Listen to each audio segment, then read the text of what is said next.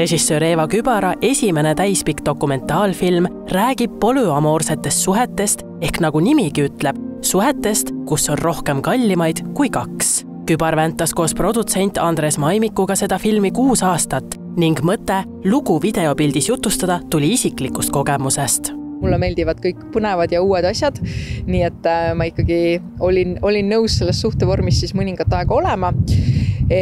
Aga see õpetas mind tõesti väga palju, et kui siis edasi olla taolises monogaamses suhtes, et siis juba kui seal partner kellelegi teisele naeratab, siis see tundub nii tühine probleem kogu selle polüamooria kõrval. Teine oluline asi on nagu aja jagamine, et nagu ühed karakterid ütlesid, kuidas nad tegid polüamooriat enne Google kalenderi, et lihtsalt leida oma niigi tihedas nädalas siis neid õhtuid, kus veel mitme partneriga kokku saada, see võib olla väljakutse.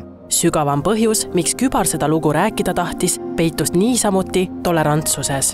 Armastuse kaleidoskoop on rikkalik ja kellelgi ei ole õigust öelda, mis on väär või õige. Mulle väga meeldis, et see pakkus sellist päris suurt isiklikku enesearengut, et sain tegeleda oma armukadedusega, oma ego natukene alla tõmmata ja võib-olla sain natuke tolerantsemaks inimeseks. See omandi instinkt, et me tahame oma ühte partnerit omada, see on lihtsalt nii tugev.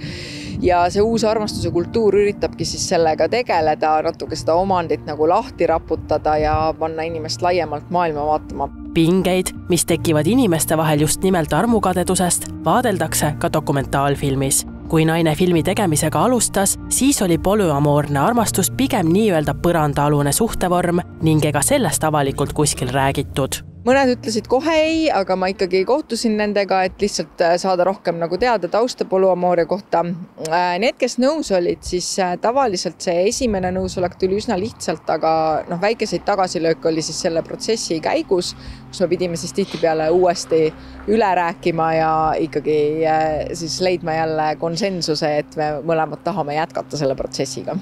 Millal sa viimati kuulsid kedagi endale ütlemas, ma armastan sind?